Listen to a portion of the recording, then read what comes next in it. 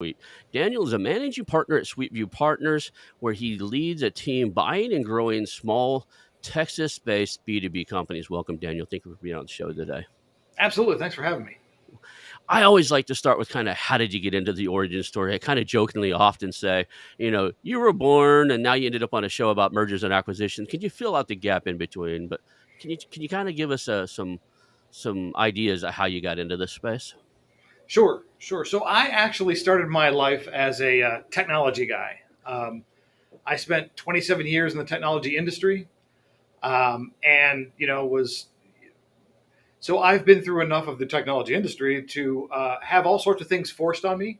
So these are growth experiences. I started out. Actually, I worked Apple's help desk as my first real job. Before that, I was in high school doing work for everybody who had a computer problem, more or less. So started out hands-on, learning the computer stuff on my own. Went into a technology career, but always felt like more of an entrepreneurial kind of guy, trapped in a 10, 12, 20, 70,000 person company. And every time I left a job, I kept saying, no, I'm going to a small company now. No, I'm going to do a small company. And I never did. It turns out the money was too good. Golden handcuffs. So one thing I learned along the way, I had been forced into sales. So some of your listeners may not have been alive during the .com era. I got forced into sales because there weren't enough salespeople to do anything. I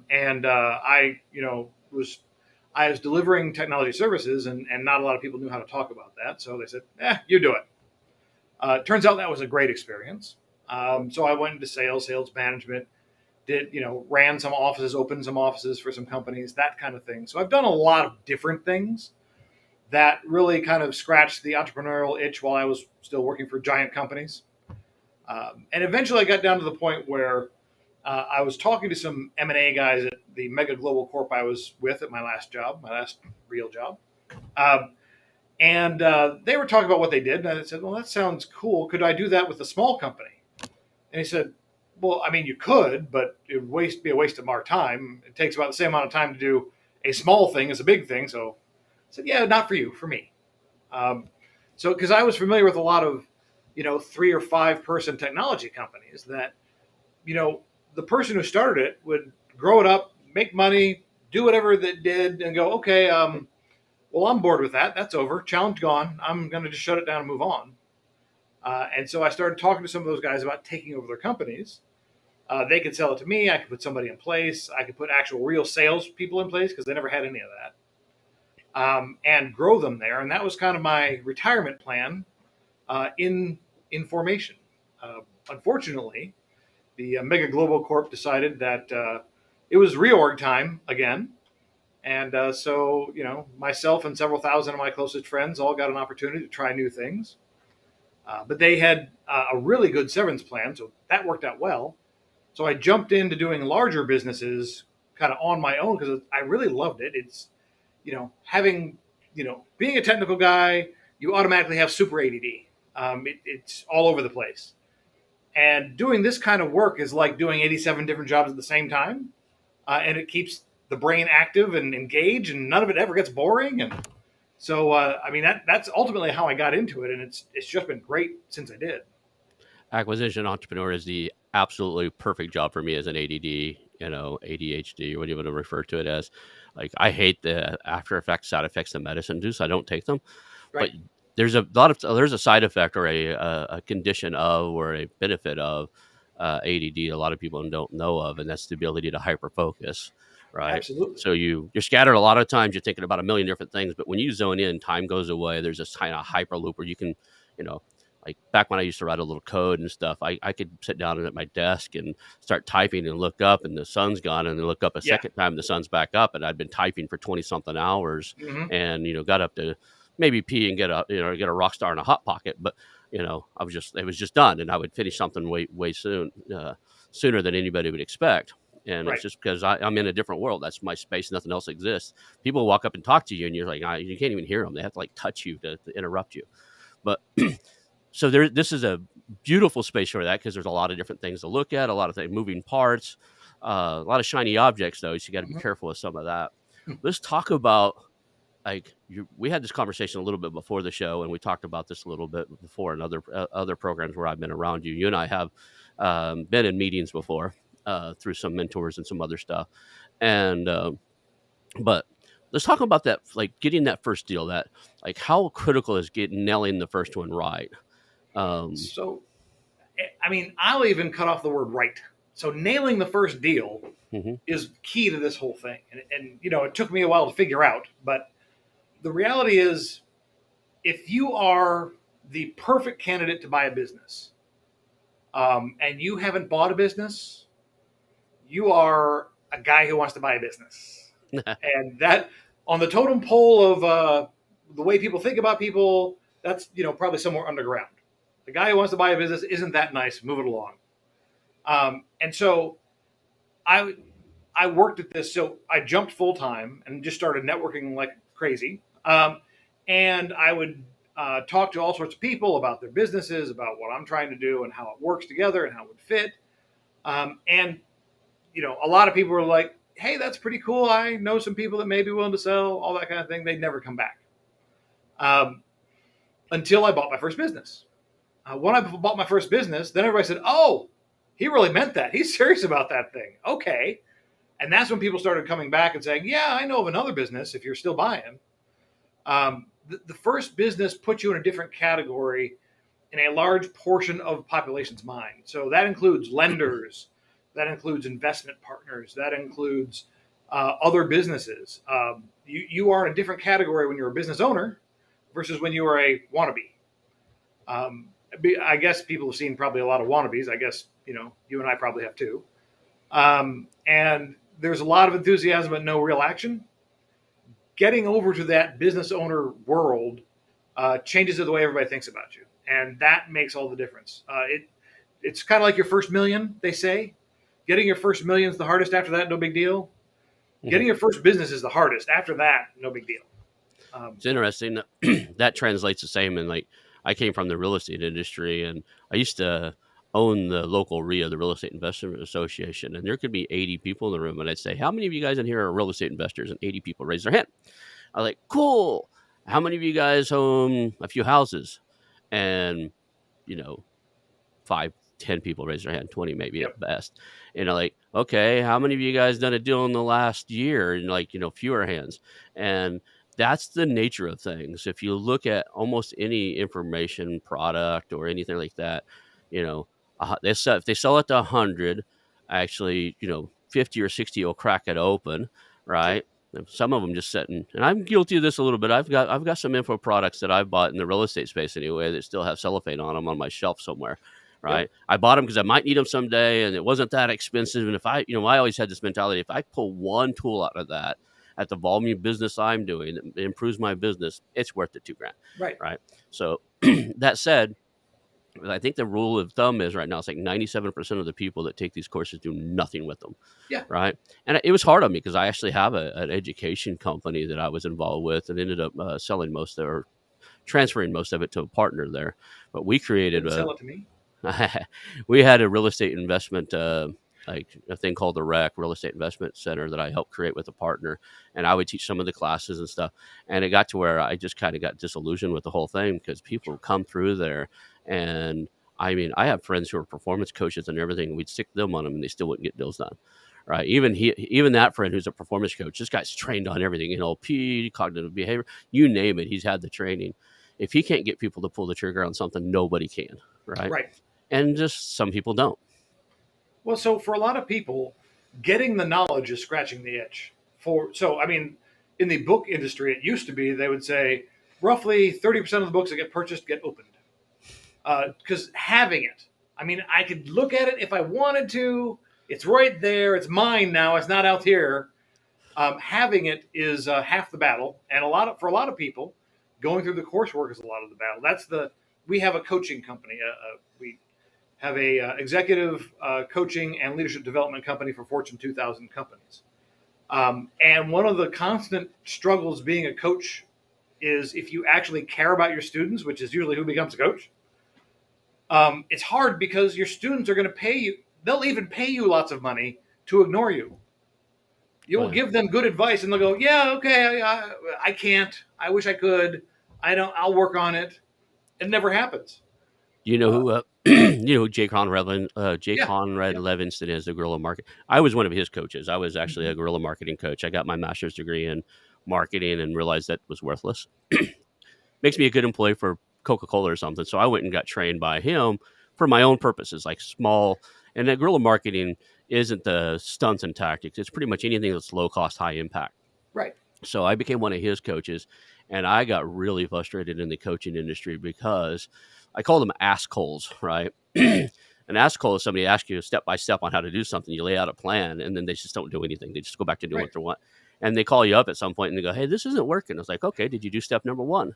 Well, Well, no, but it's still but okay, did you do step number two? No, I didn't get that far, but it ain't working. I was like, "Nah, it's working. You're not working, right?" right.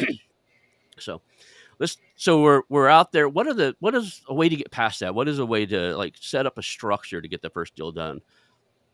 So there's a couple ways to do this. If you are determined to be the majority owner and do it mostly on your own, the what I tell people is the easiest way to do that is to be what people expect to see. So, for instance, my background was technology. The number one acquisition for me that was going to be easiest was going to be a technology acquisition. I've done this stuff for 27 years. If you're selling a technology company, I pretty much understand how that works. I understand how the market works. I understand how the sales work. I can notice things inside your company that tell me about it because I've been in enough companies to see that. And that's so for smaller businesses, like so we buy in the 1 to 20 million revenue range. Those people are expecting people like that. So an expert in the industry who's ready to own. The banks are expecting to fund somebody who is an expert in the industry, ready to do it on its own. I mean, they're this far away from having done it already, and it's just the next logical step.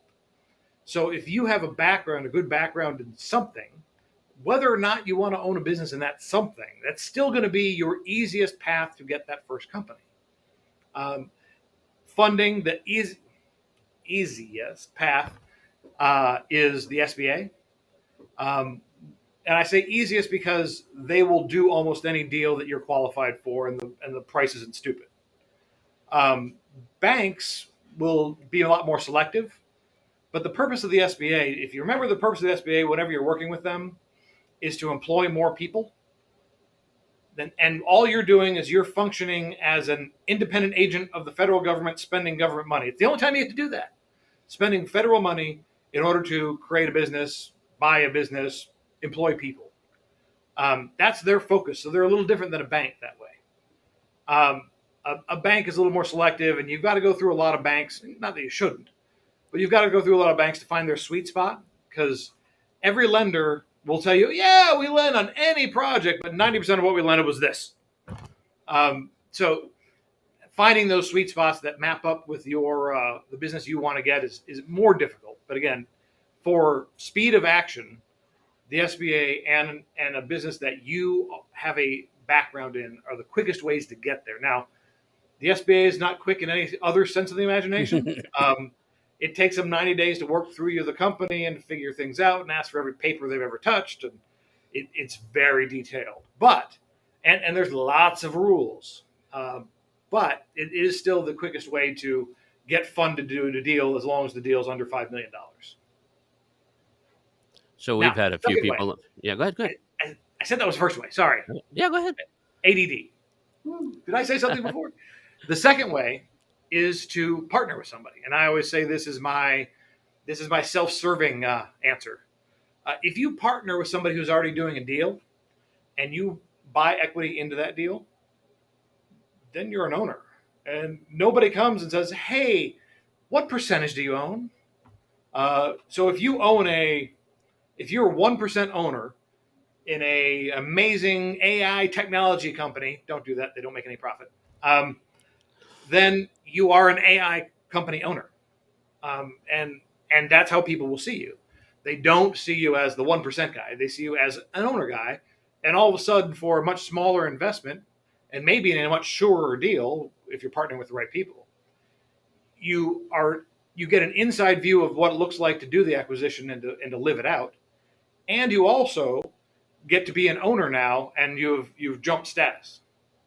So it makes a huge difference to be able to do that if you're willing to partner. A lot of people have a mental block. It's got to be my company. It's all mine. And I won't say I haven't thought that from time to time. But if you partner with somebody, that's another quick route to getting that first deal done. And I'd say spend some time with anybody you're considering partner. I think partnerships are harder to manage and deal with than marriages, because there's fewer anchors to hold you there to figure things out, right? You get married, you end up having a couple kids, you're highly motivated to figure things out. You buy a business with somebody, own a business with somebody, things are going rough and the money's just not coming in. It's pretty easy to tell the guy to take a hike unless you're absolutely in love with the market, the space, or the problem you're trying to solve, to where you're there for a mission. If you don't have a huge why you're there, it gets tough, right? So picking partners is great. I love the idea, I love the concept, but I've had some good ones and I've had some really rough ones. So right. So, and it depends on why you're picking a partner. If you're picking a partner because you think that you 2 or 3 or 8 or whoever can run the best killer lemonade stand business in the world, you're probably, especially the more partners you have, the more frustration you're going to have. But if your goal is to buy 1% into a deal so that you are a business owner now, if the company flops, you're out your 1%, right. which, on yeah, a deal like this is a pretty small number. But it will enable you to get to that next business that will be entirely yours. Awesome. I get that. So let's talk about brokers and advisors. Do you go through brokers and advisors, or advise going through brokers and advisors, or do you prefer off market? So, short answer is yes. We use brokers to train our junior analysts on. So I used brokers a lot in the beginning, and I learned that brokers are a differently motivated third negotiating partner that makes everything harder. And they will often kill a deal because they're not making enough money on it. They would rather have everybody have nothing than they didn't make what they had in their mind. Yeah. It's been my experience. I'm sure I'm alone. I jokingly say that's why they're called brokers. You end up broker if you work with them. Exactly. But we do use brokers to train our junior analysts, which are generally, think interns that we're training how to look at companies. And by using broker-led deals, they get to see a ton of financials, a ton of companies, and learn to look at, learn what to look for in the P&L, learn what to look for in the balance sheet, learn the red flags of the lies that will be told on the SIMs. They get a lot of at-bats that way. And so it really helps them learn what to look for, so that when they're done with that junior analyst time, they have a better education than most MBAs on how to find a good company, as long as you ignore the broker part. And frankly, what we use them for is they're very low-cost people who can grind through the hundreds of broker-led deals to find those 1 or 2 good ones at a pay rate that makes sense. Because I can't do it for me. Otherwise, I won't be making any money ever. But if I've got a low-paid person that's grinding through it and they get to learn at the same time, everybody wins. And we'll pick out those few, diamonds in the rough that are usually in there, and the broker didn't know how to market it, and so he didn't recognize what he had, is usually how it works. But we can, having seen enough of them, we can kind of see through it and say, oh yeah, that one probably will work. So we do use them, but just in that sense. Generally speaking, so the success rate for using brokers, the standard that I've always heard is 1 out of 100 you look at can be done. Our numbers in the early days were more like 1 in 200 or 1 in 250. It was bad. So I stopped using brokers entirely until we started this junior analyst program. It was just such a waste of time. It didn't matter how good the company was. There was a high probability the broker would kill the deal. I get brokers trying to be on the show constantly, and I do a lot of vetting to make sure they've owned a business. If you watch the brokers that have been on my show, they've bought a business, sold it, and then ended up being a broker because they didn't like the way they were treated. They got hands-on experience. They just didn't show up. The early days, I had some friends that bought brokerages, and I brought them on or whatever. But you want to be on the show now, you got to show me you got some skin in the game, some experience or something, because Some states don't even, like Oklahoma, where I just moved from. There's no license requirement whatsoever to be a business broker. I mean, there's a lot of no states. license required in most states. Yeah, it's like, or you just have to be a real estate broker, right? Even here in Yeah. California, to be a business broker, you have to be a real estate broker. But I don't know that there's an actual certification or extra test to label yourself as a business broker on top of it. I just don't think there is. So there's the IBBB and all sorts of other places that you can get an industry cert, but I don't know of many state certs. Right. So the thing to remember about brokerage is this: so brokers are just like insurance agencies. The top guy owns the agency. He owns the region. He owns the geography. The top person, excuse me. But the salespeople that he hires are almost entirely commission based, have never been in the industry, are thrown to the wolves to try and find something, and hopefully they make some money. They close 20-ish% of the deals on whole. Brokers as a whole close about 20% of the deals they list, which means there's a 8 out of 10 chance you ain't going to get listed. You ain't going to get sold. So all of those factors tell you why there's a problem, because most people approach brokers like, hey, they're a professional in this industry. They know what they're doing. They wouldn't kill themselves to keep a deal from happening. But it turns out most of them have not been in it for more than a year. If you ask a broker, how long have you done this? The average answer is about 7 months that we've received. We started to keep track because it was interesting when we kept changing brokers on the same deal over and over. And they haven't learned enough to be a professional in the industry yet. So it explains why it happens. But still, broker-led deals are a drug. Here's the answer. Broker-led deals are a drug because you can see a pretty picture of a pretty company that you could own because it's for sale. And you just think, all I have to do is make the right offer. And no, there's so much more negotiation to make all that happen that it's just a giant drug that I tell people not to imbibe on. Yeah. There are some good ones out there. Don't get me wrong. I just actually, sure. big announcement coming up, not today, but we just partnered. We're a channel partner of IT based brokerage that's been around since the 80s, right? And they have buyers lined up. They coach people. I mean, they've been around for a while. They know what they're doing. And I finally, like when I found them, and they actually reached out to me. And at first I was like, I'm not partnered up with no broker. And then I started researching what they do and who they were. And it's a huge difference when somebody, like I said, they've been doing it since the 80s, like 87, 89 or something like that.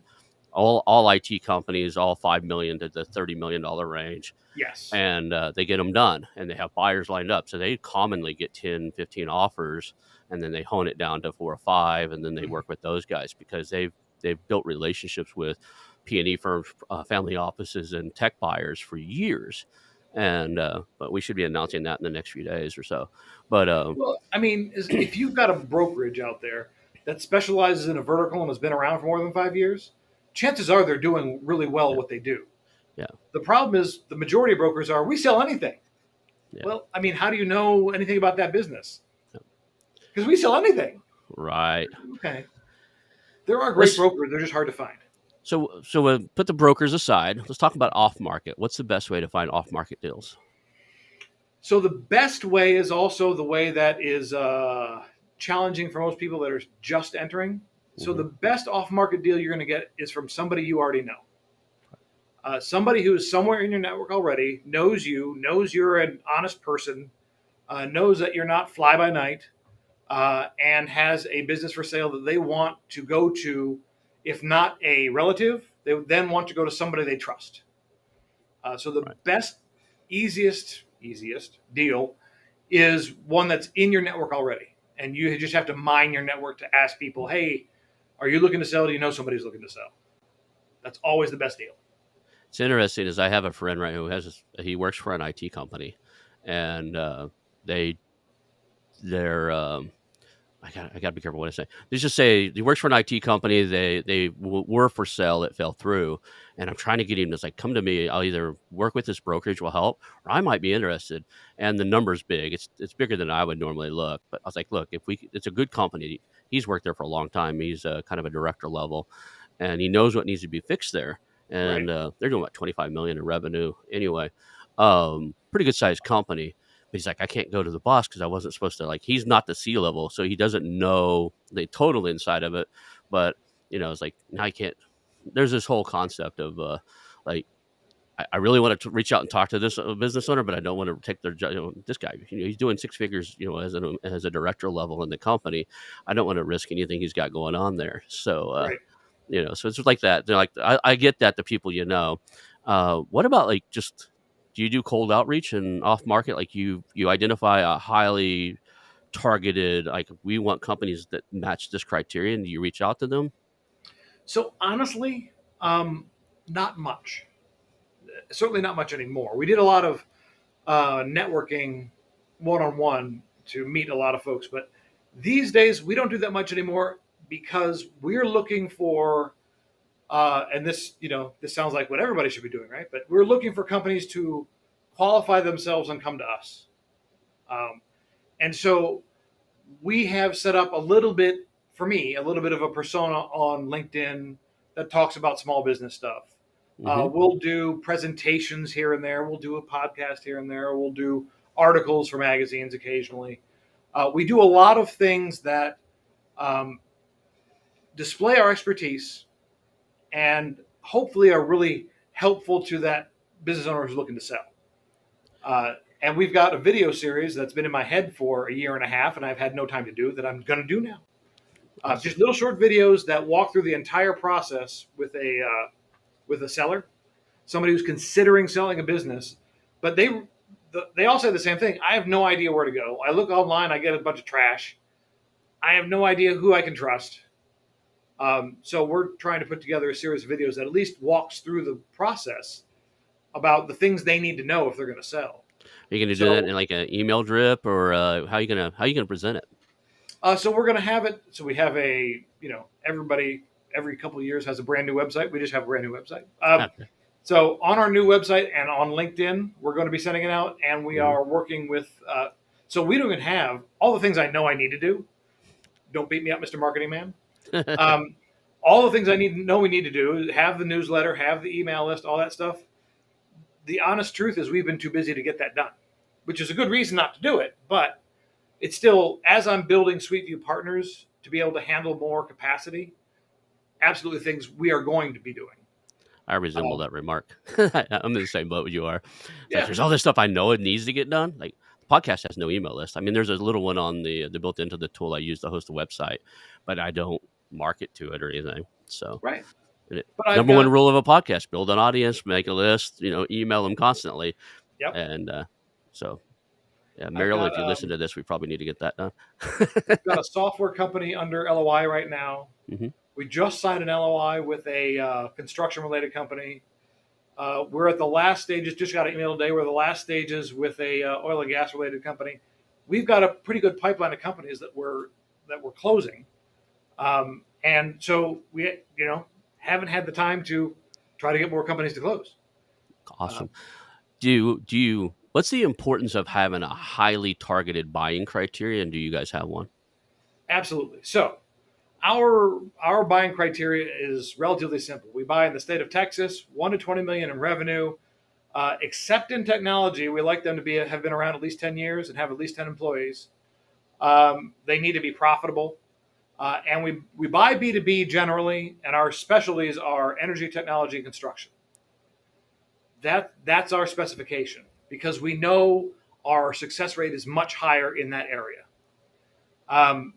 The importance of it is twofold. One is it helps you focus, because like you're saying, there's lots of shiny things out there. And if you get distracted, as most entrepreneurs who are also ADD and easily distracted, there's too many companies out there to distract you if you're just thinking anything that's good. So having that helps keep you focused. And we use it with our junior analysts now. Is we've got a worksheet that says, here's a specification. And constantly, it's just like our own brain, which was why it makes me upset. It's just like our own brain. They'll come back and say, well, what about this one? I said, okay. Is it this? Yes. Is it this? Yes. Is it this? No. It sounds like a no. And they say, but it's a great company. Yeah. That's not what we do. We do this. So it really helps to focus your own brain. But equally importantly, everybody you talk to that you tell that you're buying businesses now, it helps them focus their brain too. Because if you tell them you're doing everything, I buy any kind of business, they're going to go, oh, that's nice. But if you tell them I buy left-handed cat emporia based in southern states with people who have been in their town for 3 generations, you can bet when they walk into the next left-handed cat emporium, they're going to say, I know a guy who wants to buy this very business. And they will remember you. It helps them to, everybody wants to categorize you so they know how better to think about you. And that's not a bad thing. It's just a thing. And so if you help them with that category, it keeps it in their mind. So they're now out becoming your salespeople effectively. So both for you and for people you talk to, is important to have that deal specification down pat. So the deal specification, I get, like, I know right now I'm looking for businesses that do $1 million to $10 million. I prefer things that either have a recurring revenue model or something I can add to it fairly simple, right? There's 10 or more employees. I don't want to buy myself a job. I understand and I acknowledge that I'll have to get in and get busy for the first while, but I want it to be up, running, and fairly operator independent. Like, I don't need to be be honest, most of the time I don't want the main operator to stay, right? I'm not a PE firm. I'm not gonna, I'm not doing that. But I also want, I want to know that you have somebody that's been there for 15 years. He's kind of the floor manager. He knows the business inside and out, and he could run it when you're gone. He's been running it when you're gone. Right. And, not every company, I'm a big fan of this one. Not every company needs a CEO. That's an ego title. You need a good GM, a good general manager that knows where everything goes, know how the widgets are made, know who makes what when, where things are supposed to be, who's supposed to be there. You need all that, but you don't necessarily need a CEO level person for a company doing less than $5 million a year, right? No. You need a good operator, and that's one of the critical things I have right now is. One of the questions I ask, we'll get to this point at some point. How do you pick great operators? Because been burned a few times, and I've tried. We just talked about this for half the last show I did, which is we do disc profiles and Clifton strengths and other stuff. But there's just something about, and I've had some people that pass everything and have a good gut feel. The one thing I've never found a standardized test for is integrity, right? Will they do what they say they're going to do? And I guess you get that from the calling their referrals and or calling their references. But how critical is the people element when you're looking at companies? Like, what do you look at as far as culture, skill set, and team environment when you're looking at these companies you're acquiring? So most of our companies, one way or another, the ones we acquire, because they're B2B, tend to be professional services of some sort. So what we're looking for are companies that are really kind of rock stars in what they do. And they've got good people who are extremely experienced in doing the thing and they love it. But they have no idea how to tell anybody else about it. So their delivery is fantastic. They have great repeat customers that keep coming back because it's so fantastic. But what they don't know is everything around that. So they know how to operate. They don't know how to sell, market. They don't know how to do the business admin. They don't know benefits. They don't know a lot of personnel issues. All of that stuff is just, at this size, usually missing from the companies that we acquire. And we love that because that's a great opportunity for us. So one of the first things we do generally replace the operator, the owner. And that's because our focus is to take something that's really great and grow it. So in order for that to happen, you have to do things like, sales and marketing that the owner is necessarily uncomfortable doing, or he would have done them. Right. So we have situations where the owner has stayed, and we made very clear, listen, we're going to do this kind of stuff. I am great with you staying, but we're going to make changes and we're going to do things differently. And you've got to be okay with that. And most of them, honestly, are not. I mean, they've done it their way for 20, 30 years. I get it. Yep. So usually we want to replace that person with somebody of our own choosing. because we're relatively small as an acquisitions firm, it's usually somebody from our network or from their network that is who we choose. And so we've got a very close personal connection with them. And we do the assessments on them as well, and we interview them with a bunch of people. What I'm about to start doing is I'm about to, whenever I have a president I want to bring in, I'm going to have my other presidents interview them and say, okay, you know our culture, you know how we operate here, you know what I expect. Maybe he's telling me one thing and you another. I don't know. What do you think? So Great use idea. those Yep. guys to evaluate their peers effectively and see if they fit because they know the culture. That's a great idea. As I acquire, more than just a few, that would be a great way to do it. Just because they know the culture, they know the environment, and it gives that the guy you're trying to bring in, they get a sense of confidence from it because they've talked to the other people that are working, right? Yep. And so I think that we did a big roll up last year, and we're working on it, and that was one of the key core components. Is everybody, it was big, so dozens of companies. So Yeah. we had mastermind type of things where we brought everybody in, and we're like, "Hey, you guys got to work together." You figured out our theory on that, and it worked out some. Longer story, so let's cut this one short. But the point I'm trying to make is we had a big theory that if you put enough smart people, you put enough smart entrepreneurs in the room, they'll figure it out on their own. You didn't really Yep. need to tell them what to do. Like, look, we're doing this, we're growing this, we're creating this thing. Here's our vision. You guys go lock yourself in a room and figure it out and come out and tell us what you think. We're an advisory board and that's how I operate inside of the Mhm. ones I'm looking for is I'm kind of the chairman of the board. I want somebody else to run it. I want Right. to see statistics and numbers, and I want to know how, I hate the phrase key performance indicators, but I want to know, how many leads came in that the month, how many you guys closed. I need to see that you're progressing, Right. mainly just because I need to address issues early. But as far as the rest of it goes, I want the operator to operate. Right. Exactly. Yep. Yeah, I don't want to be day to day either.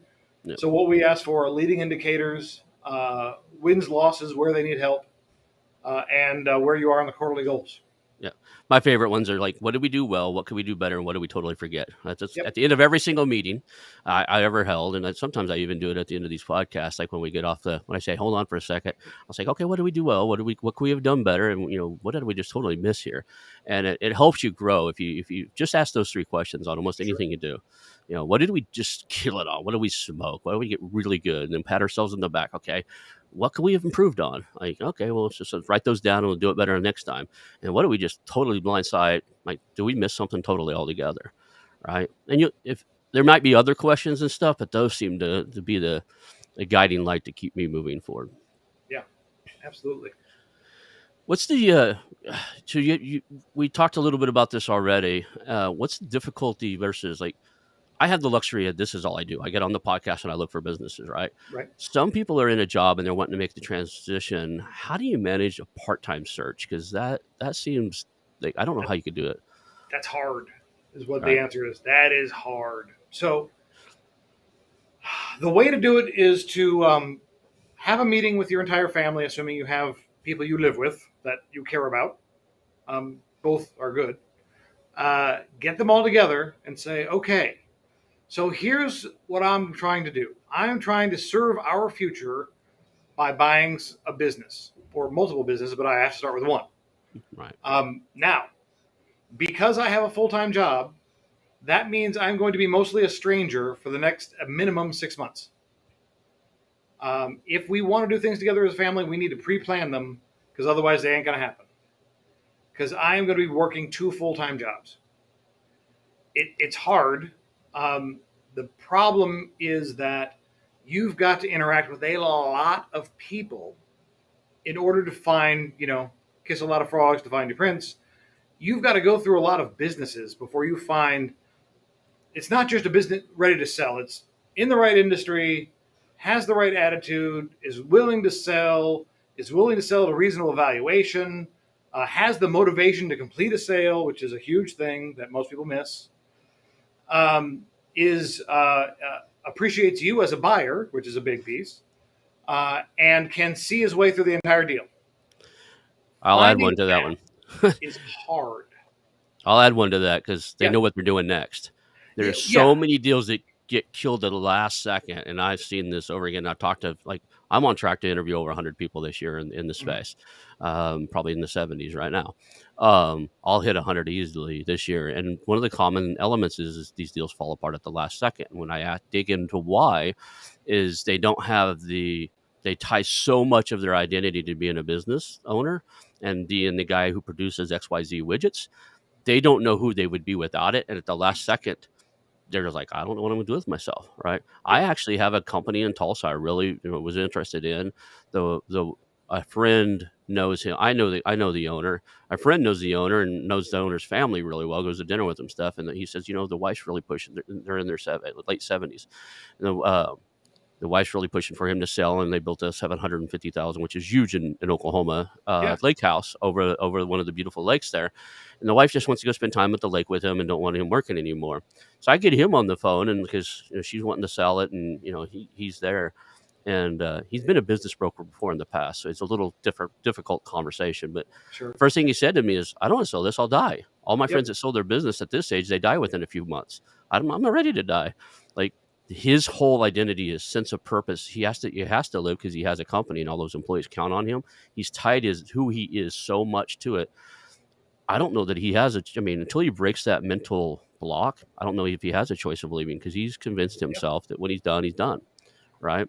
The guy takes, he ended up having to get a stent put in his neck. And a lot of people at that age did. My mother-in-law, before she passed, she had one. I guess you can get blockages that cause strokes. So he took a week off around the Christmas, January time of last year to do that. And I called him right after. I was like, "Are you sure you want to go back to work?" I'm wanting to, quit bugging me. I'm not ready to die. That's his mental side of this, Yeah. you know? So, I get that. So you've got people who can make it all the way through the process. They know what they're going to do next. What's the first conversation? What does that first conversation look like for you when you get somebody on the phone? They're talking to you. Maybe they reached out to you, or maybe you knew they're in this space. They're 55, 60, and they're thinking about doing something else. Somebody makes an introduction. What's that first conversation with a business owner in your book? What does that look like? So related to what you're talking about, one of the first, maybe not the first, but one of the first questions I'll ask is, why is now the time to sell? And listen to what the answer is. The real answers, the honest to goodness answers that get to closings, are usually an external factor has acted upon this person. Yep. Their health, their family's health, their kid has gone crazy. They have a new grandkid they want to spend time with. Their spouse is about to leave them because they haven't spent time with them in 40 years. Whatever. There's an external factor that is acting upon them that is causing them to make that change because, like you say, it's very painful for them. So I listen for why they're selling as one of the first questions, because you may have the best business and I may want to acquire it and you may only want 36 cents for it. But if you're not truly ready to sell, it'll never happen. I can go through the whole process and you're going to drop out. And that's very time consuming. You can spend 6 months working with somebody, and at the very Oh, yeah. last second, they're like, "Yeah, I don't think I want to let this go yet." The oil and gas one that we're about to close or about to sign this week, maybe. We've been really working with them over a year anyway. Right. Because it's one of those things. What regularly happens with us is we'll talk to somebody Mm-hmm. and they're ready to sell. They're thinking about selling. And if they don't have a broker, thank goodness, we'll talk through the process with them and explain. We're very transparent about how we value the company. Mm-hmm. And we'll use their numbers to show them. Mm-hmm. And we'll explain through it. And frequently, the first time you through that, you go, "Oh, well, I need X amount of dollars to retire." And we can have a discussion about why you need X amount of dollars, or what if we could give you the same thing that X amount of dollars buys you without that specific dollar figure. We'll talk through that. But in the end, it may just be, listen, in my mind as the seller, it's worth X and you're at half of X or less or whatever it is.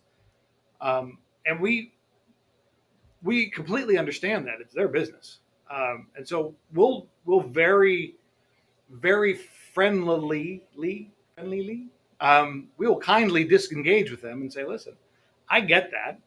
Our valuation is just based on how we know we can make a profit with it. There are lots of other valuations out there, and I hope you find the one you're looking for. If not, give us a call back, whatever." So we'll frequently walk away because we can see it's not going to come together. And they frequently need some more time to think about these new concepts. Sometimes they need time to be beat up by the market and see that we're just not lying to them. Oh, this is a market reality, Right. and then come back later. It's interesting is I do the same approach when I'm talking to these guys. And one of the things I do, a lot of times that conversation of what they want, I don't bring it up very early in the conversation. It's usually the second or third call. But if it does come up early, it's my initial response. No, I don't care if I don't know. I don't have enough data at this point most of the time. Right. So I don't care if they tell me it's worth, they want $1 or they want $100 million. I'm like, great, let's see how we can get you there. And that's all I say. Like, great, let's Yep. see how we can get you there. Yeah. And the purpose of that is often getting you there is like, hey, look, I know that you asked for $100 million. Your company, like I could only, in my mathematical, what I can do, I can only go to 10. How Right. I would get you there is you got to do this to your revenue. You got to do this to your system operating procedures. This is what you got to do. You get all that done, and myself or somebody else might move that number way up there where you want it, Sure. right? There might be somebody out there crazy enough, and I don't use that word, but there might be somebody out there creative enough that they're going to give you what you're looking for. It's just not me. Exactly. Here's a plan to get you there. Have a good, good luck. But it's not until after I've seen the numbers, I've got the data, and like Right. a lot of times I'm like, well, why do you base your, there's a discussion like, why do you base your numbers off of this? And they're like, okay, here's the industry standards. Here's where you're at. I seen my friend has a software as a service company sold for 3 times revenue. And I was like, I bet it yeah, did. you're not, I bet it did.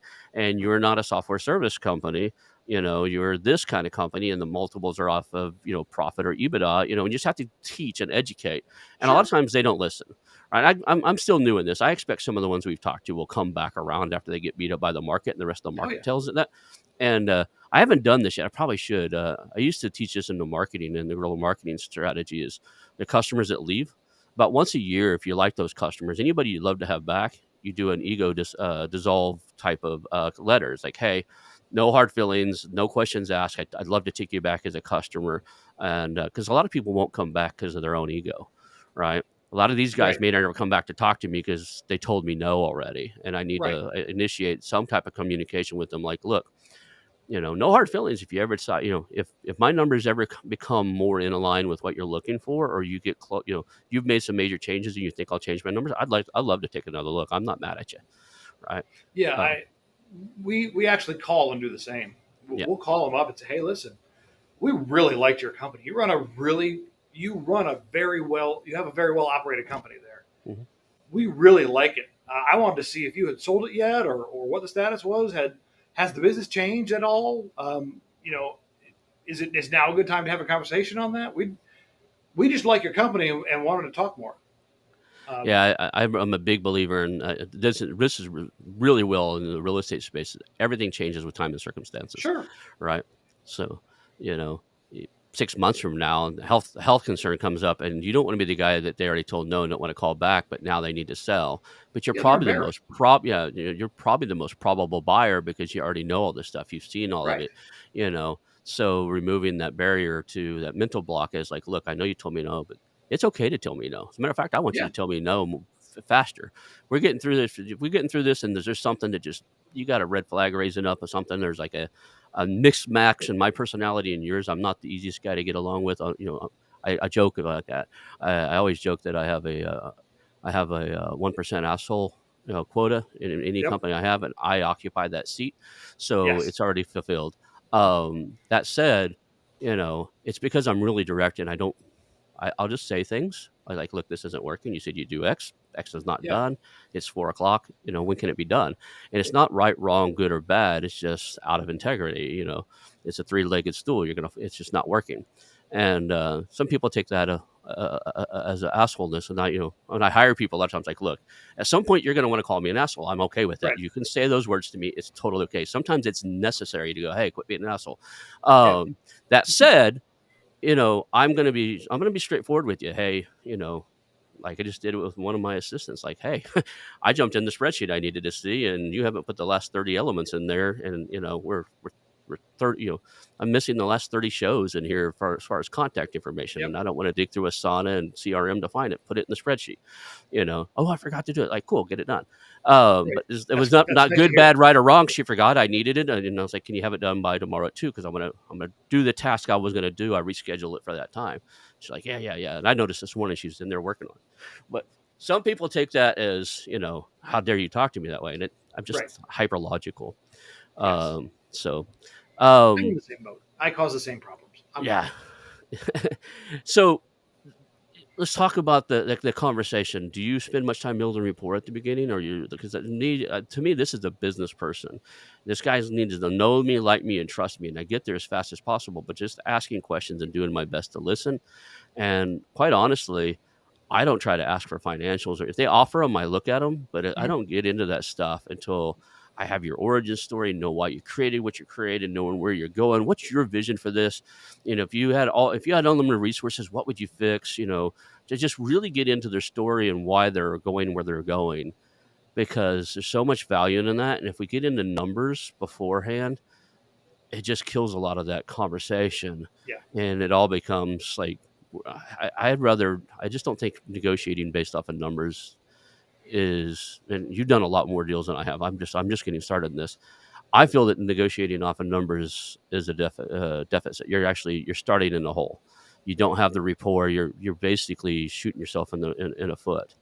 Well, Um, so I did a negotiation class mhm, recently, mhm, and part of my commentary there was, if I don't know you and you don't know me, money is the only common element that we can use to do this deal.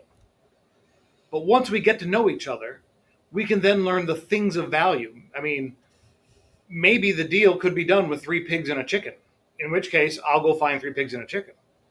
But I've got to know you and what you value in order to replace money with something else.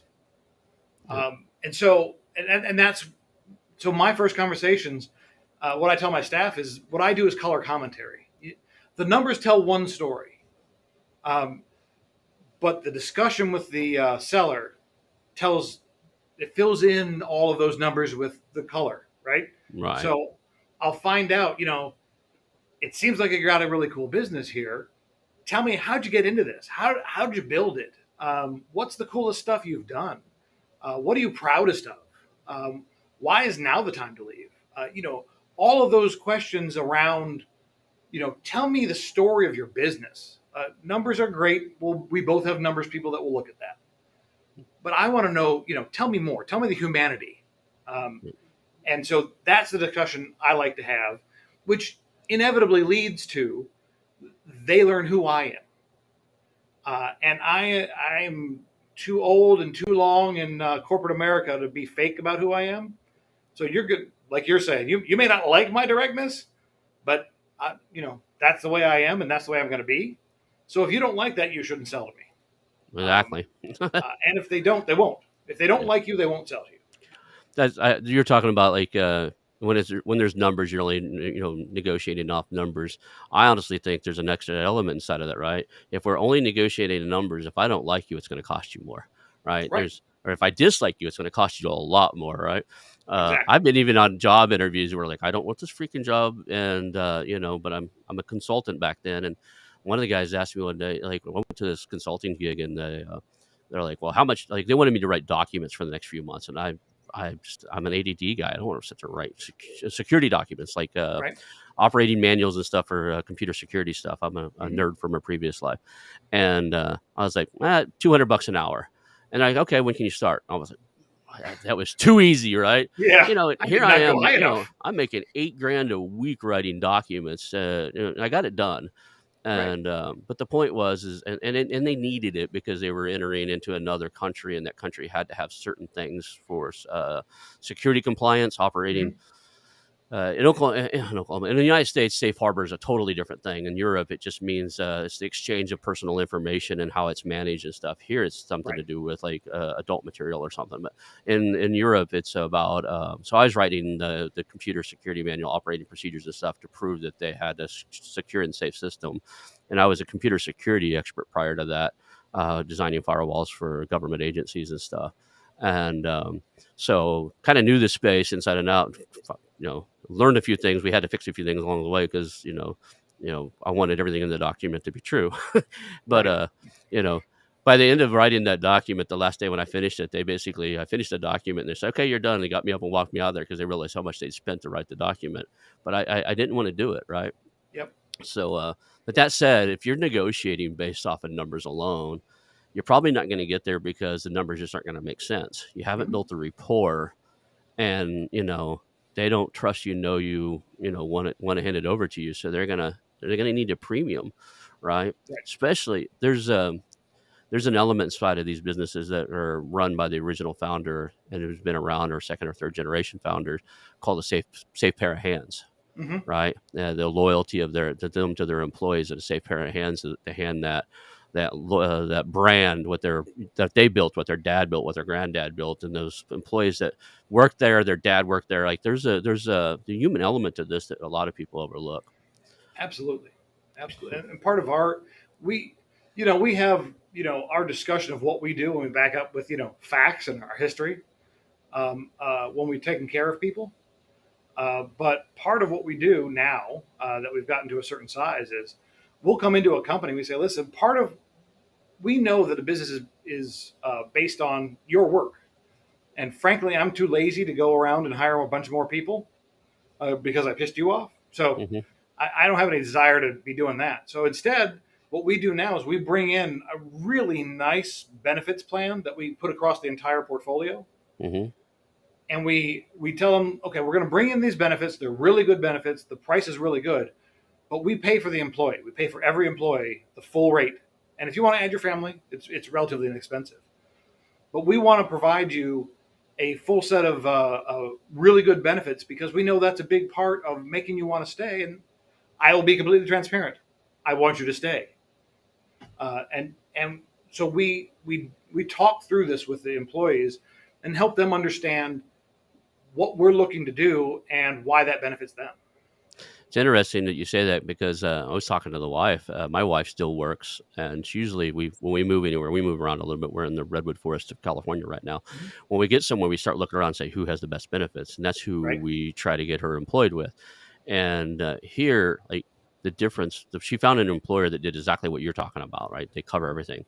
The difference was our medical insurance and benefits in Oklahoma with her working took about 700, almost $800 a month out of her check, and here it's $75. It's like Yep. with better coverage and better insurance and like the whole nine. Everything's better about what it is. It's a higher quality package of benefits, and instead of nearly $800, it's like 78, I think is what the number is right now.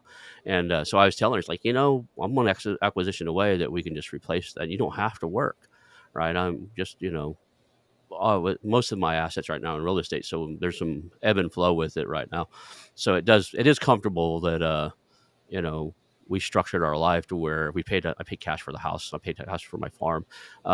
We don't actually have any bills, so it's like if everything else went to hell in a handbasket, we could live on her paycheck.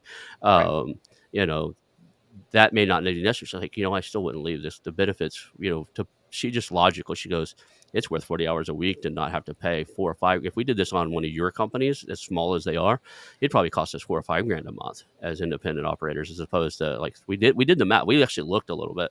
Like 3,200 is the best I could find for having a family Hmm. of 4 insured at that level. It's like it just makes sense. Plus, I kind of like being away and doing. It gives her a sense of purpose too. So, Sure. yeah, it's critical that the benefits packages are great because that's how you keep the team around and stuff. So I like that. So if you're ready to sell me the podcast, you can become an employee and we can get you great benefits. See? Yeah. So the it's cool. Um, just talk about your company real quick. The Sweetwater. I'm gonna Sweetview, mess. Sweetview Partners. Sweetview. I keep wanting to call it Sweetwater. I don't know why. Is Everybody that a does. I name? know.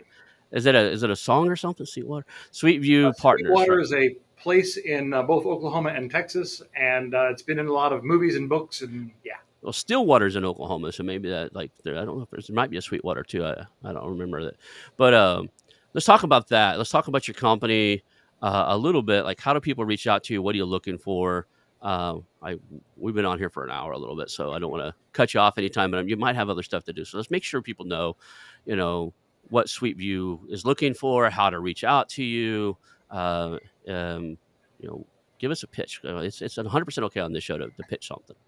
Absolutely. So, Sweetview Partners, as we talked about, is looking for Texas-based small businesses in the $1 to $20 million range We are generically business to business, specifically construction, energy, and technology businesses. And what we do, there's a lot of places to pick to sell your business to. But the reason people pick us is because we are going to maintain the name, we are going to maintain the people, except in one case with one employee where the owner recommended, maybe you want to get rid of Unless this you tell person. us otherwise. Yeah. We maintain the people, and what we're doing is we're building around the edges to grow that. Mm-hmm. So our job is to take it from what you have built, which is usually really high quality, and take it to the next stage where it can survive on its own. It becomes its own organism at that level. And at that point, this thing that you built with the name you gave it, and probably most of the core people still there, is able to survive on its own without the day-to-day involvement of a president or an owner. And that's our goal, is to take your thing that can't survive without you right now and turn it into something that survives on its own and can keep growing with the pieces that we've put in there. We will add on compatible businesses. We'll grow sales. We'll help your employees, like I said, with benefits. We'll often come in and offer key employees a chance to buy into the equity, to get really connected with the company. And we are, because most of our stuff is professional services, we understand how important the people are. So we treat them right. That's what we do. Awesome. How do people reach out to you? I mean, what's the best way to contact you? Best way to find us is via the website, sweetviewpartners.com. There's a contact us section there. You can either just send us an email or you can actually schedule with one of us there. That's the easiest way to get hold of us. And frankly, I'm a little bit of a ADD workaholic, perhaps. So I'm usually in a meeting somewhere. So if you call me, you're going to end up leaving a voicemail anyway. So you might as well leave email. Right. So you guys looking for any teammates or anything like that also? Or So we're always looking for really good people. So, we always need new presidents. And so we're always looking for really good, qualified people who, again, my idea of qualified is you are high character. You have had the responsibility of at least a P&L in a larger company. And you're looking to take all the skills you've built over your entire life and start to deploy them in a place where you're making the decisions. You can do it. There's all sorts of stuff you proposed to your companies before, and you just need the right opportunity. And in doing that, we partner with our presidents to create milestones to get them equity in the company so that everybody wins. When they win, everybody wins. So we're always looking for really good quality in Texas people. Awesome. And I love that model, because that's kind of where I'm at with the same thing. Is I'm looking to bring people in that are, they've done it before. They're, would be an excellent leader inside of that space. They might even be out there looking for a business to buy of their own and just don't know how to negotiate. This gives them an opportunity to come in, own a piece, earn a bigger piece over time. And eventually, I do plan on holding some of these long term, but some of these companies, I'd be interested in working with one of these particular operators. I'll go out and negotiate it. We buy it together. We grow it. You eventually buy it out of underneath me at a decent, I make my money, and then it's yours, right? Right. I'm working with two guys right now that's what we're looking at. It's part of the retirement plan. We're retiring them out of government services, and so I'm out talking to companies they might be interested in, and potentially a third. So that's fun, right? Like I'll go out, I'll find it, I'll negotiate it, we'll do it together, we'll own a big chunk of it together, and over time, you buy me out, and it's yours. Or I bought, you decide something you don't want, I'm buying you out because I'm not going to negotiate anything for you that I wouldn't want to own, right? So, or frankly, we sell it and we both take the money and right, live on Fiji, right. So it's not a bad idea. Or in the Redwoods. Where I'm at now, but okay. I appreciate everything. We're at the time then. I just like we were talking about this earlier on the last show. Is there's this this arc effect where you're at the peak of this conversation, it's getting good, and then you're out of time. Yeah. So might be a concept where I take these shows a little longer and just like let it ride and just tell people like we're going to talk until it starts to slow down, and then we're going to cut it off. But as of right now, we're scheduled for an hour and 4. So I do appreciate you being here. Hang out for just a second afterwards, and for you guys listening, that's the show.